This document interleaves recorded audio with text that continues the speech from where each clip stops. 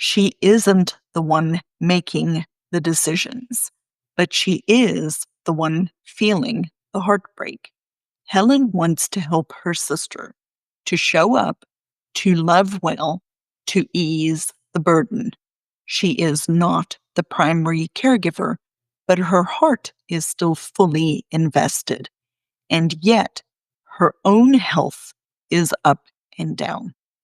She is not always sure when to come, and sometimes her brother-in-law forgets she's even supposed to be there.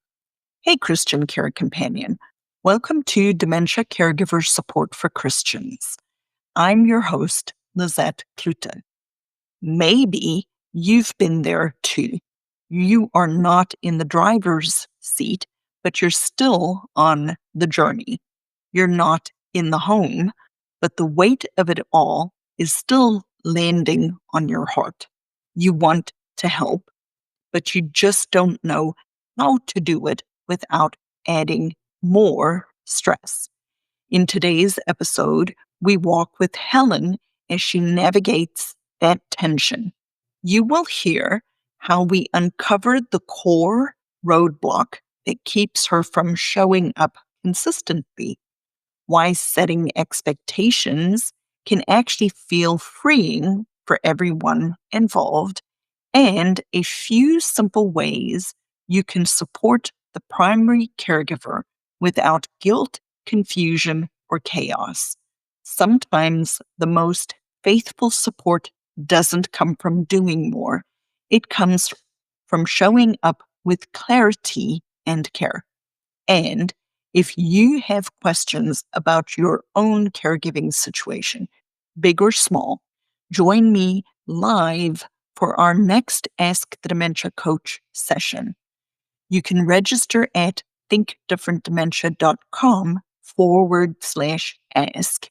And the next session is Saturday, August the 23rd at 12 p.m. Eastern. It is for Christian caregivers who want biblical wisdom and practical help in real time. Come ask your question or just listen in. Yet again, register at thinkdifferentdementia.com/ask. Now, let's dive into today's Caregiver Support in Action episode, number 276, with Helen. How to truly help the dementia caregiver when you are not the one in charge. Miss Helen has been here before, so I know her pretty well. So, Helen, I'm still going to take you through those questions. All right? And Right. we'll see how it goes today. So, let's say it is 6 months from today and things are easier for you helping your sister and your brother-in-law. What would that look like now? I've been thinking about that all day long. Good. I'm so glad I'm training you. I'm trying to think because, well, I don't want to take up too much time, but the last 2 months, my sister has digressed more, Okay. and she finds it hard to, which is hard because when they're out shopping, if she has to go to the bathroom, my brother-in-law can't go in with her, but I guess there is a few bathrooms that he can, but Okay. But what would make it easier for you in helping your brother-in-law? So how can we make it easier for you so that you can help your brother-in-law? well, if I could be over there more times, but Okay. he did take her to daycare on Tuesday, and that didn't go very good. Okay. So do you want to talk about that for a minute? Why did it not go pretty good? Well, he stayed for the whole thing except for 15 minutes, and I think she got pretty confused. And that night, Tuesday night, she didn't sleep a wink, and he wondered if she had taken her medication. He wasn't sure, but she didn't sleep at all. Okay. And he was going to try it on Thursday, but I haven't been talking to him, Okay.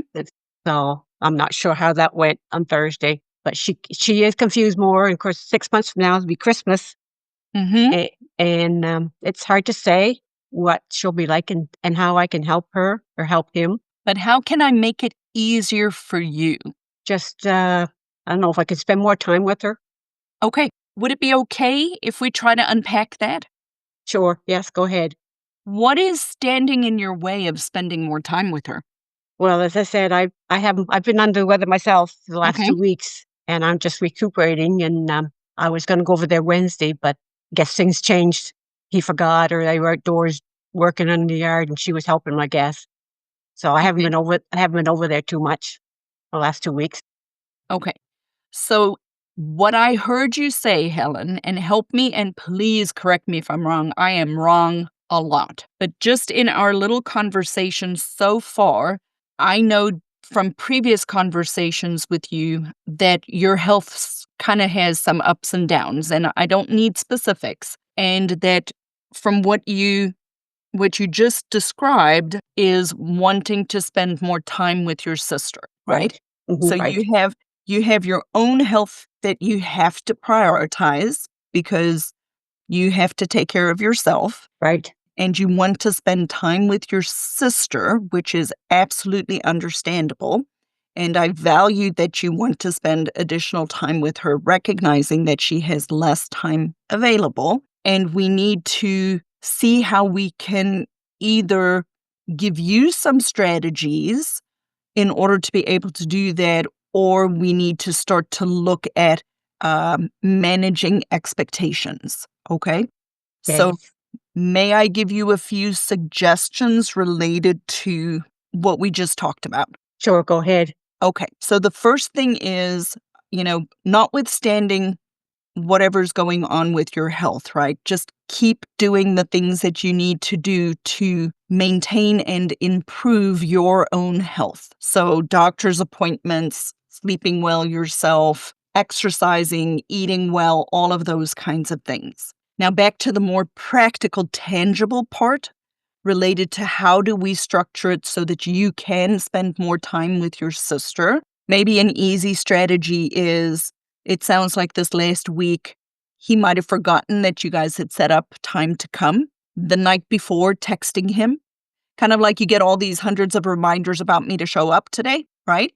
Right, right. So Mhm. text him the night before and remind him and say, "Hey, brother in law, I'm coming to visit my sis tomorrow at XYZ time," so that it's more in front of his mind, since we know that a family caregiver who's on duty 24 hours a day gets distracted and forgets stuff and is having a good day related to their own energy, whatever, that they maybe want to go do the yard work, or she's at a point where he can take her with to go do the yard work. So reminding him the day before and maybe texting him the morning or a couple of hours and just confirming, is it still okay for me to come today at this time? Or even positioning it from would it be helpful to you if I come today between 2 and 4 so that you can go do something else? Yeah, that sounds good. Mhm. Okay. So that's a very practical, tangible way that you can actually help remind him of these opportunities that you're creating, because it's a win-win on both sides, right? Right, yeah, It's a right. Mhm. win for you because you get to spend time with your sister, and it is a win for your brother-in-law because he knows he can trust her with you and he can go do something else. Right. So I want to create a little more structure around that for you so that it would be more helpful to him. How does that sound to you? Yep, that sounds good. Wonderful.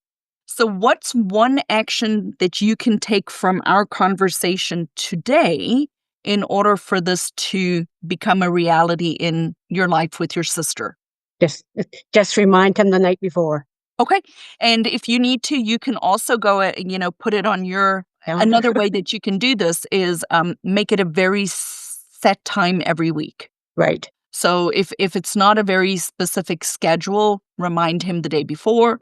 If it is a very specific schedule, or ask him if it would be helpful for it to be a very strict schedule that you always come on Wednesday from 1 to 5. Okay. 'Cause sometimes they have appointments or something, or I have appointments, and Right.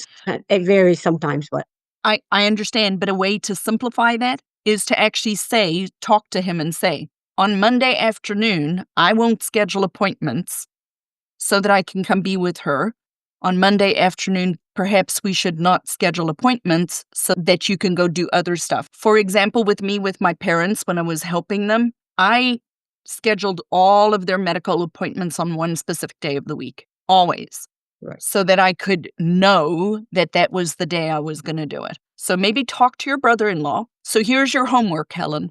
Talk to your brother-in-law and ask him which one of the two options will make it easier for him. These drop-in sessions that are not predetermined, or scheduling it and the two of you agree, that's the day you come, and that gives him permission that day to go away. Okay, yeah, I can do that. Okay, so you got a little bit of homework for me. Right, yes. Thank you. Okay.